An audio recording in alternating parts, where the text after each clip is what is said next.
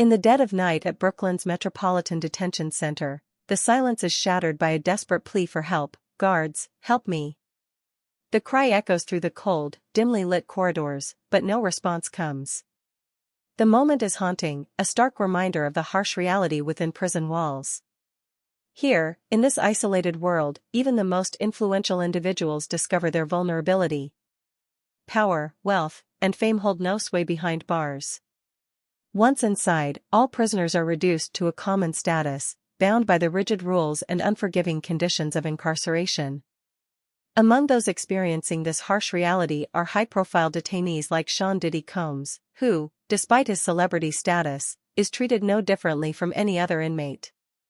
The facility operates under strict security measures, ensuring that all prisoners, regardless of their background, adhere to the same procedures.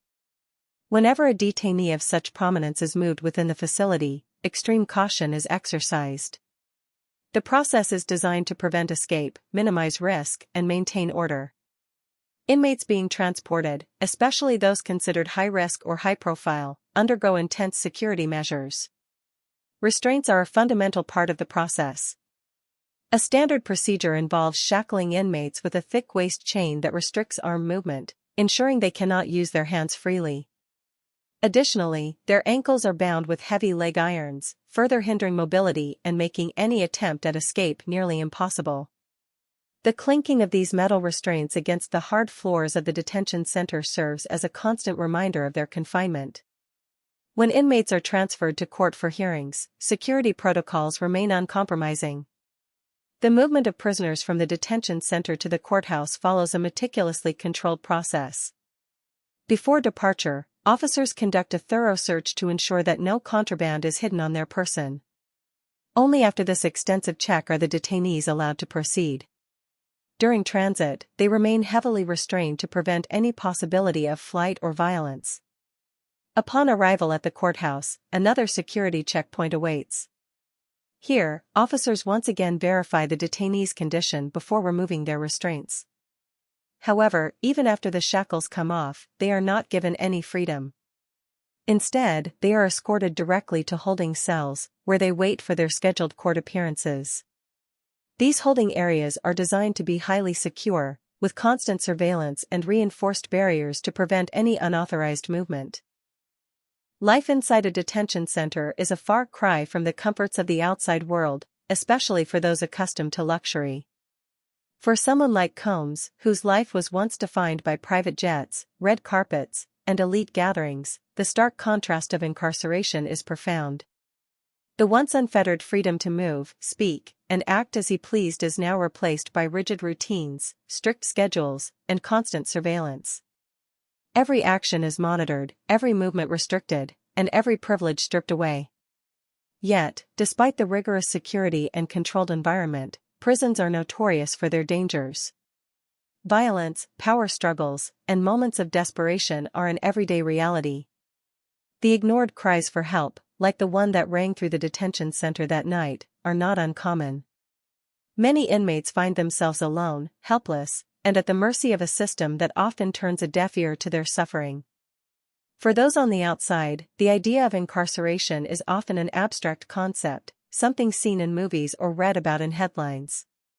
But for those within, it is a relentless, unforgiving existence. No amount of fame or fortune can shield an inmate from the dehumanizing effects of prison life. The walls of the Metropolitan Detention Center stand as an equalizer, reducing even the most powerful individuals to mere numbers in the system. The reality is stark: behind those walls, cries for help often go unanswered, and the struggle for survival never ends. How does a once revered music mogul find himself exposed to such dangers, forced to navigate a world where violence lurks in every shadow? What hidden threats pushed Combs to risk everything for a brief respite? As his past and present collide within the prison's unforgiving walls, these questions grow more pressing. The conditions at MDC are notorious. Judges have openly criticized the facility, with some even reconsidering sending nonviolent defendants there. Violence is rampant. Just last April, prosecutors revealed that MS-13 gang members stabbed an inmate 44 times in an attack caught on camera. In the past 3 years alone, 4 inmates have died by suicide, while allegations of medical neglect, staff corruption, and contraband smuggling persist. At least 6 MDC employees have been charged with crimes in the past 5 years, accused of accepting bribes or smuggling illicit goods into the prison. Diddy's fury behind bars has not gone unnoticed. Sources say he has been throwing tantrums, struggling to reconcile his celebrity status with the harsh reality of incarceration. He is particularly angered by sharing space with individuals accused of far more violent crimes, like Luigi Mangione, who allegedly committed murder on camera. The contrast between their reputations, Mangione seen by some as a hero while Combs is vilified, has reportedly left the hip-hop mogul outraged. Under the cover of darkness, Diddy was recently transported from MDC to a Brooklyn hospital for an MRI due to lingering knee pain, an issue dating back to his 2003 New York Marathon run. But was this merely a routine checkup, or does it point to something more sinister?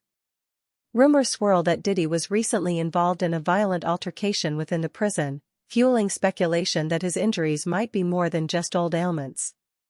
Diddy's legal troubles are extensive, spanning charges of sex trafficking, racketeering, and transportation for prostitution. His federal trial is set for May 5, and despite multiple bail requests, all have been denied. Prosecutors argue that he used his businesses to facilitate a criminal enterprise involving sexual coercion and abuse. Court filings describe an operation where victims were pressured with lines like, "This is what it takes to be famous," coercing them into non-consensual acts. Adding to his woes, a recent sweep at MDC uncovered drugs, weapons, and thousands of contraband electronic devices, further proof of the prison's deep-seated corruption. As investigators probe deeper, high-profile inmates like Diddy remain exposed to unchecked brutality. Diddy's troubled past looms large over his current predicament. His career has been marred by controversy, from the tragic 1991 City College basketball game stampede that claimed 9 lives to the 1999 nightclub shooting involving his then-girlfriend Jennifer Lopez. Former Bad Boy artist Moses Shine Barrow has long claimed that Diddy set him up, leading to his decade-long prison sentence. Allegations like these paint a picture of a man whose past decisions continue to haunt him. The Metropolitan Detention Center itself has faced scrutiny for years. Inmates have described it as a living hell, citing extreme conditions, a lack of heat during winter, and inhumane treatment.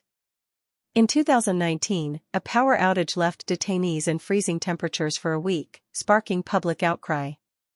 MDC remains the only federal detention facility in New York City following the 2021 closure of the Metropolitan Correctional Center after Jeffrey Epstein's controversial death.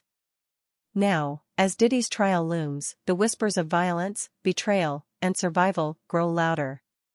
Was his late-night hospital trip truly about a knee injury, or does it signal something far more dangerous within MDC's walls? His plea for help echoes beyond the prison's corridors, raising a chilling question, even for the rich and powerful: is justice ever truly blind?